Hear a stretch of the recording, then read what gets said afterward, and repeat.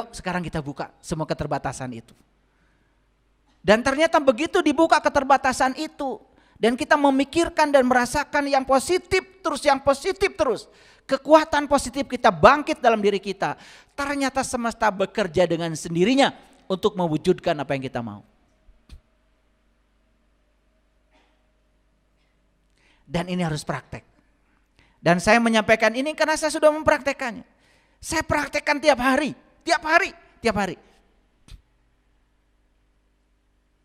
Lagi jalan, tiba-tiba ya. Kemarin lagi jalan, WA saya bunyi. Ternyata ada orang masuk rumah sakit. Anaknya 2, sakit dua-duanya. Dan tidak punya uang. Ditahan oleh pihak rumah sakit, belum dimasukkan ke tempat perawatan. Itu karena ditanya siapa yang menjamin biayanya. Saya bilang, sudah, bilang, biar saya yang menjamin nanti. Pada saat kita mengeluarkan uang, hati-hati. Jangan merasa kekurangan uang. Jangan merasa kehilangan uang. Langsung perasaan dinetralkan. Jangan-jangan di kehidupan yang dulu saya pernah dibantu sama orang ini. Karena tidak mungkin kejadian ini datang kalau tidak ada. Ini undangan saya. Saya yang mengundang dengan data saya. Karena saya menyadari, oh sebetulnya ini hanya Allah sedang mengingatkan saya untuk mengembalikan kebaikan yang pernah dia berikan pada saya. Dan saya balikan pada dia. Netral perasaan, tidak ada apa-apa. Dan dalam sekejap, hadirin, itu uang yang kita keluarkan buat itu kembali lagi. Praktek ya. Jangan ngaji dengan saya kemudian cuman didengarkan, enak pengajiannya nggak praktek, buat apa? Praktek ya ngaji itu ya. Kita selama ini nggak mau praktek, jadi makanya nggak punya pengalaman.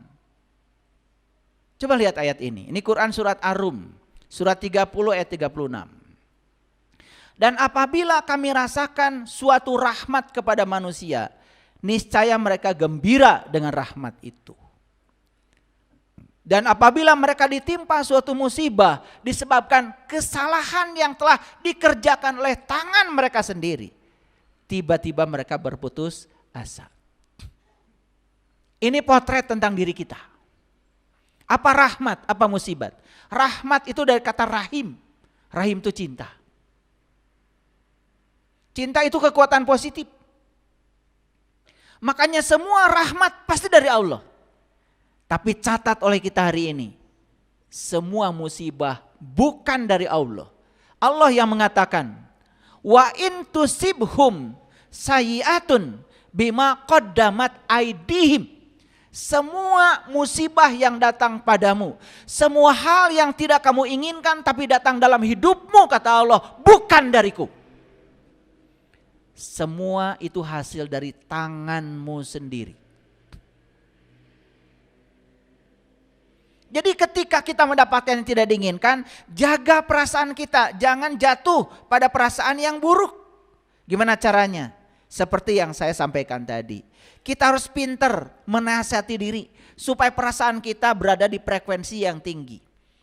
Nih saya tanya, sukses dulu baru bahagia atau bahagia dulu? Ini yang salah. Banyak orang yang mencari kesuksesan karena ingin bahagia, tidak akan tercapai itu. Karena apa? Saat dia mengatakan saya akan bahagia kalau sukses, berarti saat dia bicara belum bahagia, bukan? Hukum tarik menarik mengatakan ketidakbahagiaan akan menarik ketidakbahagiaan. Like attracts like. Makanya walaupun sukses belum ada, bahagia aja dulu. Bahagia dulu. Ketika bahagianya sudah ada, maka bahagia akan menarik kebahagiaan. Sukses itu sudah di depan mata. Nih hati-hati yang jualan. Nurun sedikit penghasilan, langsung perasaan jatuh.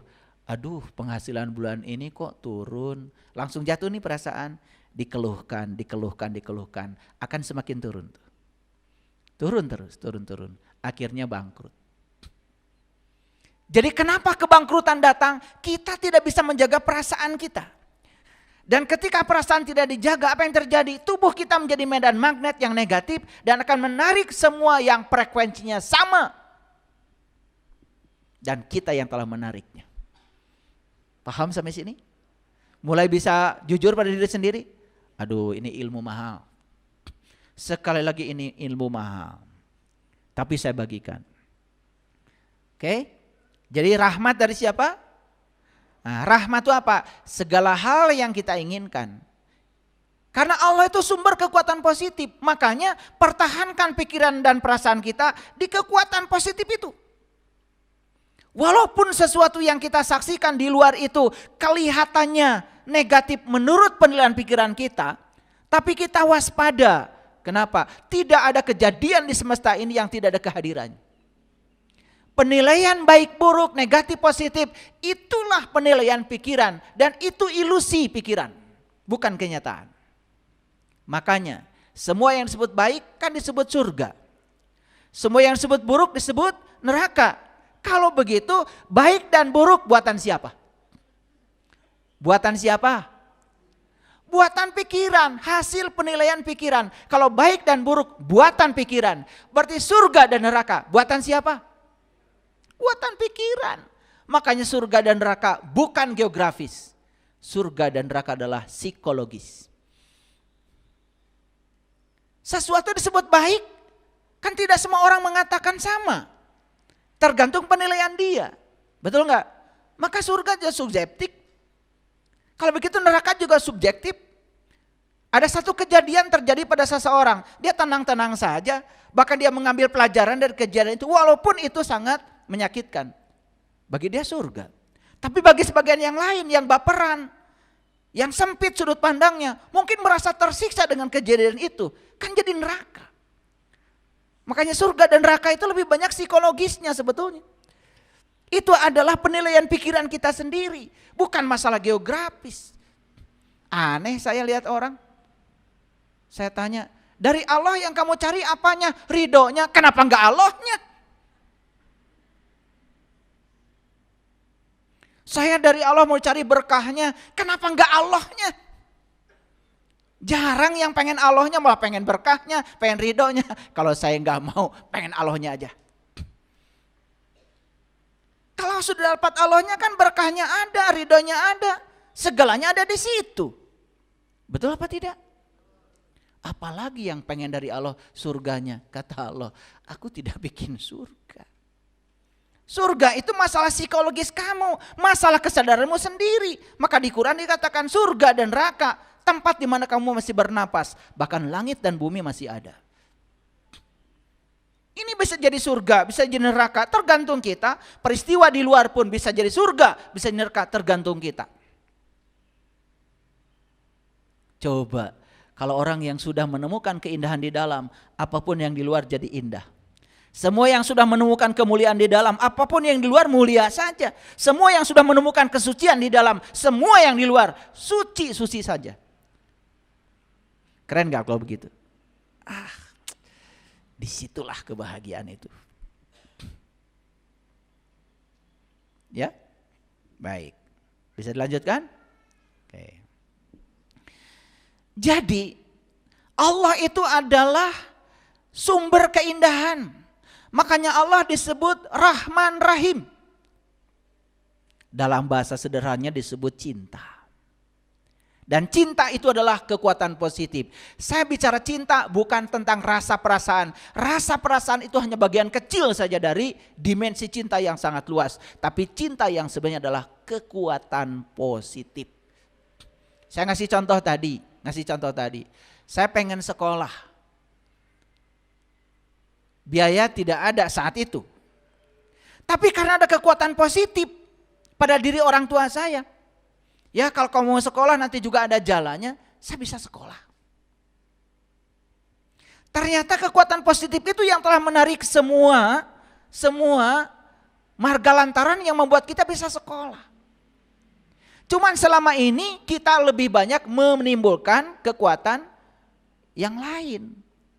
Udah, kamu gak usah mikir-mikir sekolah. Ya. Teman-teman saya semua begitu lulus SD ya kerja di perkebunan. Karena di kampung saya ada perkebunan teh. Ya udah, bagian ngasih pupuk teh gitu. Saya tidak tertarik itu. Saya pengen sekolah gitu. Saya pengen membahagiakan ayah, membahagiakan ibu, pengen ganti rumahnya. Gitu. Jadi apakah punya keinginan itu boleh? Boleh. Karena punya keinginan yang positif itu berasal dari Allah. Itu kekuatan positif. Dan sebaliknya, kalau seseorang punya keinginan yang negatif, jelas itu bukan dari Allah. Itu adalah dari ketiadaan Allah, dari ketiadaan cinta dalam dirinya. Makanya itu berlawanan dengan hukum alam. Ya. Itu dari kebodohan kita sendiri. Nah, apakah kita ingin menjadi apa? Ingin melakukan apa? Ingin memiliki apa? Jadi ingin menjadi, ingin melakukan, ingin memiliki, itu adalah keinginan yang berasal dari Allah. Boleh. Itu berasal dari kekuatan positif. Ingin menjadi apa? Ingin melakukan apa? Ingin memiliki apa? Boleh. Itu berasal dari kekuatan positif. Ya. Berasal dari kekuatan positif. Hadirin. Tanpa kekuatan positif, hidup itu seperti patung. Dan mengapa banyak orang yang hidupnya tidak menakjubkan? Sederhana sebetulnya. Karena dia belum menggunakan kekuatan positif itu. Nah, itu yang dikatakan mencintai. Mencintai itu artinya menggunakan cinta. Kan sudah ada mencintai itu menggunakan cinta. Cinta itu adalah kekuatan positif. Kekuatan positif itu Allah sebetulnya. Jadi mencintai itu menggunakan kekuatan Allah yang ada dalam diri kita dengan sepenuh hati kita. Waduh, itu kalau digunakan daya itu luar biasa. Jadi orang-orang yang selama ini, mohon maaf, mengalami keterbatasan dalam hidupnya karena dia belum menggunakan Allah yang ada dalam dirinya. Itu aja sebetulnya. Ya, baik.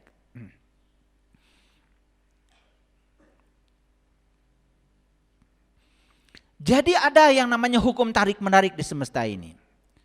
Hukumnya sederhana. Apapun yang kita berikan kepada kehidupan pasti kembali kepada kita. Ayo lihat saya semuanya. Apapun yang diberikan pada kehidupan akan kembali kepada kita. Ini harus dipahami ya. Nah, apa yang diberikan pada kehidupan akan kembali kepada kita. Bagaimana caranya manusia memberikan pada kehidupan? Lihat saya semuanya. Pertama kali kita memberikan kepada pikiran dan perasaan. Apa yang kita berikan pada pikiran kita, pada perasaan kita, baik itu positif maupun negatif, itu yang diberikan pada kehidupan. Dan kehidupan itu memahami lewat pikiran dan perasaan. Kenapa? Karena pikiran dan perasaan itu tadi energi. Kalau energi berarti frekuensi, kalau frekuensi berarti vibrasi. Makanya pikiran dan perasaan itu punya gelombang. Makanya ada gelombang otak, ada gelombang alfa, gelombang beta, gelombang delta, gelombang theta, gelombang gamma. Itu jenis-jenis gelombang otak. Dia punya frekuensi sendiri-sendiri sesuai dengan tingkatan kesadaran yang dia capai. Nih ya, zamannya COVID, orang lewat kamera, nanti akan ketahuan siapa yang suhunya di atas 39 derajat Celcius. Nanti diambil tuh oleh petugas karantina, diamankan.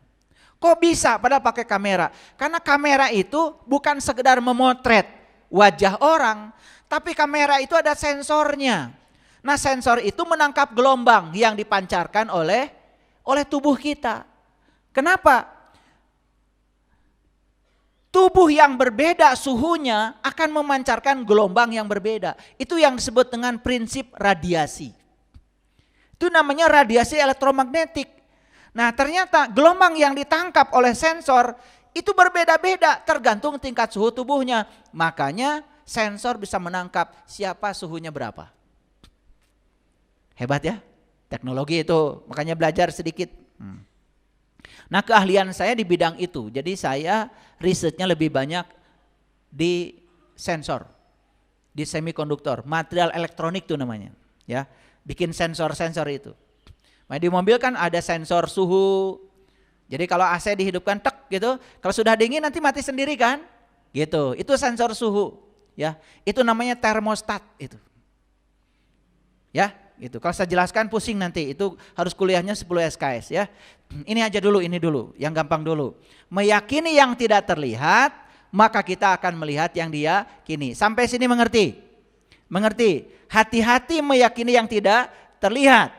Maka yang tidak terlihat kalau kuat keyakinannya akan mewujud menjadi kenyataan. Yang masih percaya santet pasti kena santet.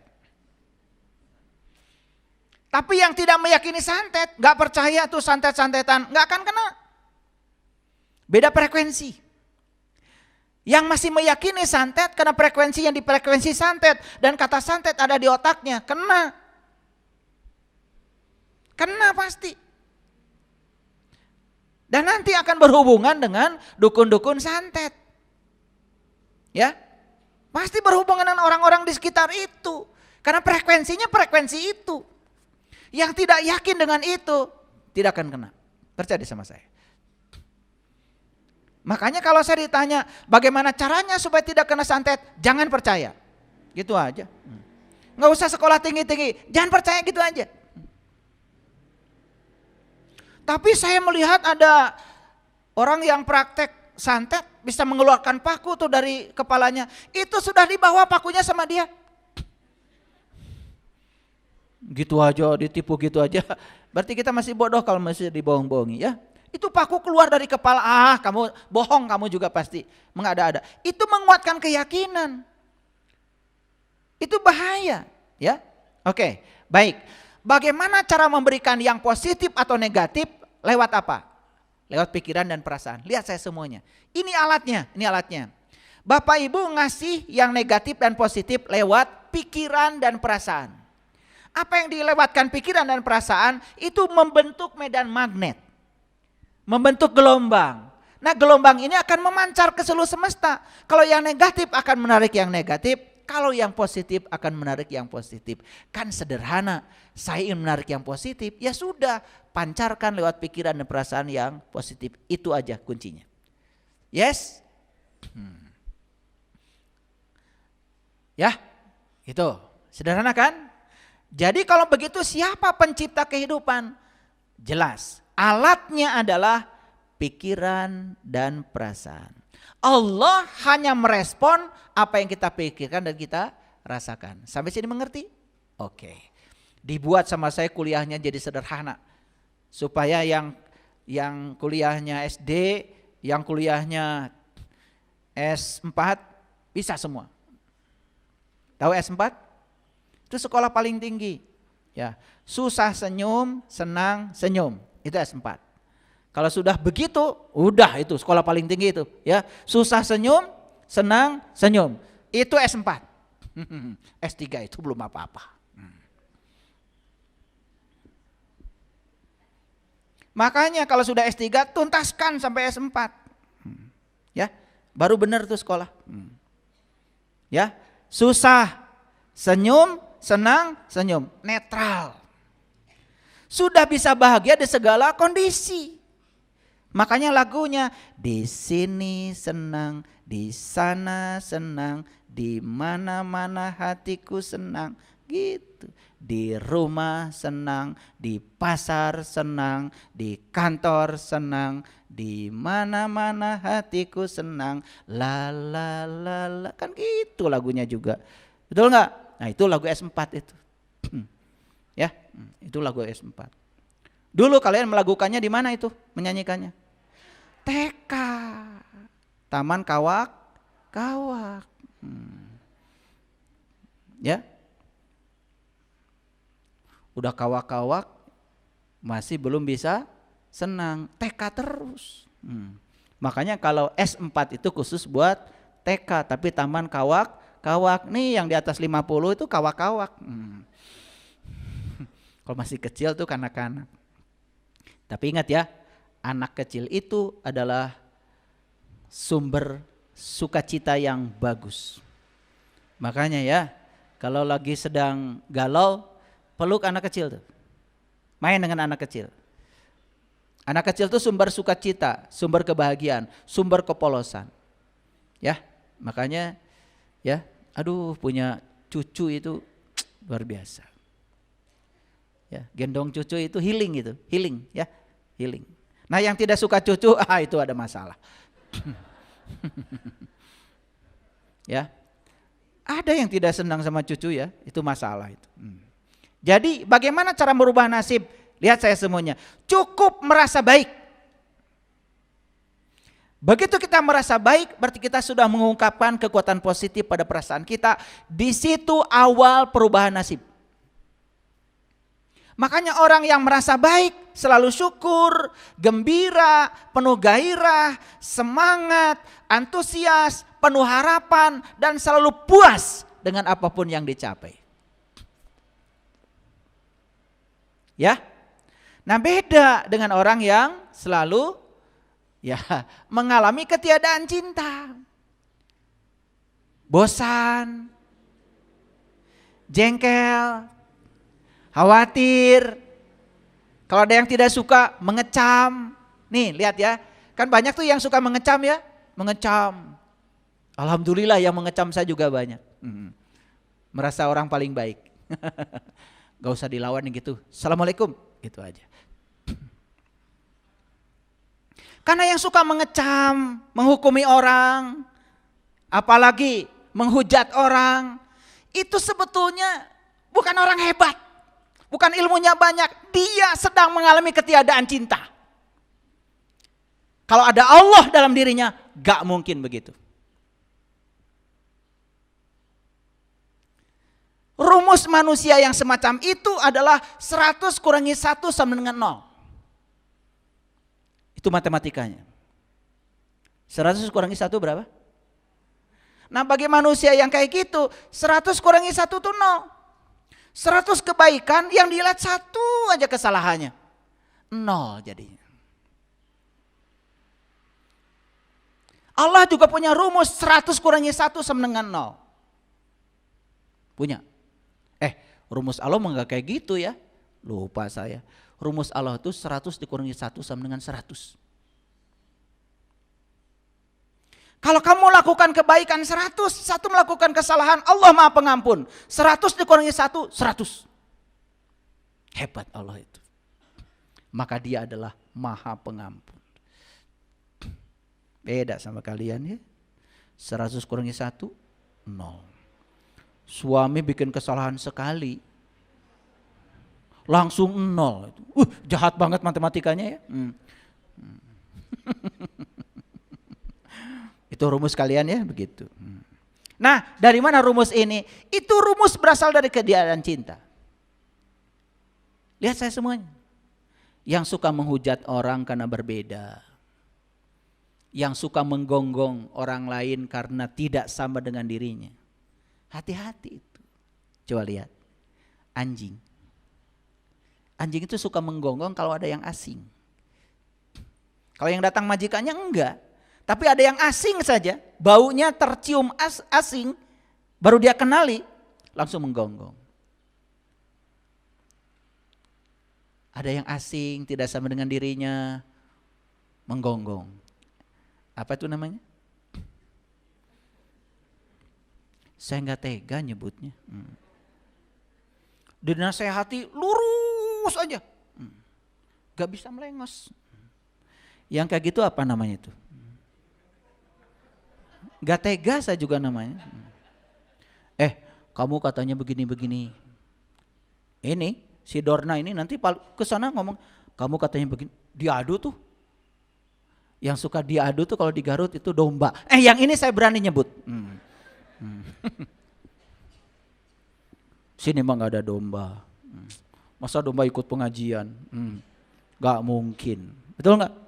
Tapi yang suka gampang diadu biasanya apa? Apa? Yang suka gampang diadu biasanya apa? Nggak berani nyebut ya. Kebosanan, kejengkelan, kekhawatiran, kecaman tuh. Suka gampang mengecam. Mengeluarkan kata-kata kotor, ngomentari orang, hati-hati itu. Itu ketiadaan cinta. Amarah, kebencian, kecemburuan, rasa bersalah, keputusasaan dan ketakutan. Itu semua berasal dari ketiadaan cinta. Ini yang akan menarik semua energi-energi negatif dalam hidup. Jadi periksa coba.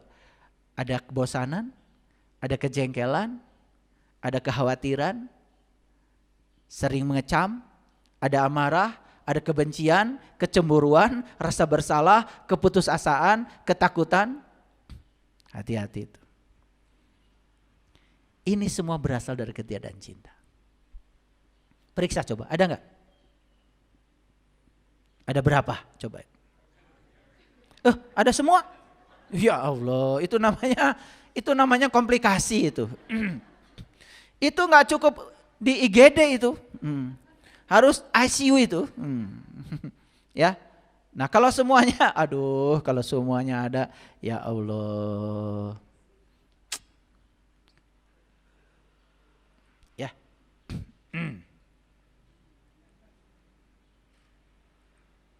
Nah, baik kita lihat sekarang. Ulangi pada judul tadi, lihat saya semuanya. Jadi judulnya apa? Meyakini yang tidak terlihat akan melihat yang diyakini. Dari tadi sampai sekarang yang saya sampaikan itu baru dalam dimensi awam, dimensi umum itu. Contoh-contohnya itu tadi masalah-masalah keyakinan yang dibangun oleh pikiran dan perasaan. Itu masalah-masalah yang awam, tadi yang umum. Sekarang izinkan saya untuk menggunakan judul ini masuk lebih dalam. Saya akan berbicara masalah keimanan. Saya akan bicara masalah tauhid sekarang. Bapak Ibu,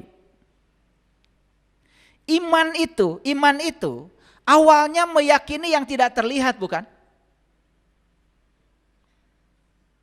Kalian iman pada Allah? Ya? Sudah ada keyakinan kepada Allah walaupun belum melihatnya. Nah, itu yang digambarkan di Quran. Umatnya Nabi Musa itu disuruh iman sama Musa. Kalian pada iman ya sama Allahku, kata Musa. Tetapi apa jawaban umatnya Nabi Musa saat itu? Yang namanya Bani Israel. Makanya namanya juga Bani Israel. Bani itu orang, Isra itu berjalan, El itu Tuhan. Jadi Bani Israel orang yang berjalan menuju Tuhan. Tidak ada kaitannya dengan nama negara yang di sana itu, enggak ada. Nah, kenapa nama negara itu Israel? Itu diambil dari Quran. Karena tahu Bani Israel diunggulkan dari segala umat, diambil nama itu jadi nama negaranya. Itu nama pinjaman. Tapi yang dimaksud Allah Bani Israel, siapa saja orangnya. Negara mana saja bangsanya. Kulit apapun warna kulitnya, apapun keyakinannya. Kalau dia mau berjalan menuju Tuhan, itu Bani Israel.